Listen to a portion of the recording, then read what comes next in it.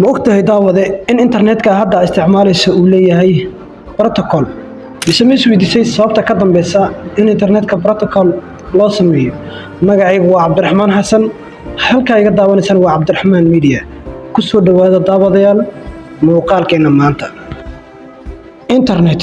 waa adeeg adduunka oo dhan isku xiray inay isku dhaafsadaan xog kala duwan internetku wuxuu ka kooban yahay shabakado kombiyuutar kuwaasoo xogta isku dhaafsada hab loo yaqaano internet protocol wuxuuna ka kooban yahay balaayiin shabakad sida jaamacadaha ganacsiyada shirkadaha kuwaasoo si wada jir ah isku dhaafsada xog kala duwan sida sawirada muuqaalada emailada iyo dhammaan waxyaabaha kala duwan ee la isku dirsado internetka wuxuu ahaa natiijo ka dhalatay mashruuc ay sii deysay hay'adda loo yaqaan ARPANET sanadii 1969 oo ahaa mashruuc ka soo baxay wasaaradda gaashaandhigga Mareykanka barnaamijkan asalkiisu wuxuu ahaa in ciidamada Mareykanka oo kaliya loo sameeyo yacni in ciidamada Mareykanka isku xirkooda ayaa loo sameeyay wuxuuna ahaa natiijo ka dhalatay in mashruucaasi dhammaan dunida uu ku faafo waxaana ahaa mashruuc asalkiisa marka hore lagu talagalay in ciidamada Mareykanka ay si toos ah iskugu xiriiraan si toos ah ay xogta iskugu wadaagaan iyo dhammaan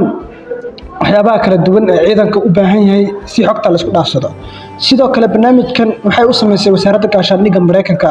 sida cilmi baarista waxyaabaha aaladaha mobilada in looga faa'iideysto 1 Janaayo 1983 ayaa wasaaradda gaashaandhigga Mareykanka waxay bedeshay nidaamkii ahaa NCB oo ahaa u isticmaali jirtay network control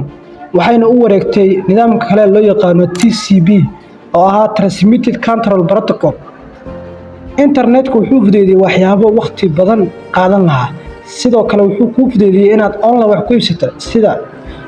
website-yada caalamka ee wax lagu iibsado Alibaba, eBay, Amazon iyo dhammaan website-yada kale online-ka wax lagu iibsado sidoo kale internetku wuxuu fududeeyay qaab online ah inaad wax ku barato in dhammaan waxyaabaha u baahan tahay inaad online si fudud aad ku iibsato si fududna aad wax ku barato si fududna aad online-ka aad wax ugu iibsato haddaba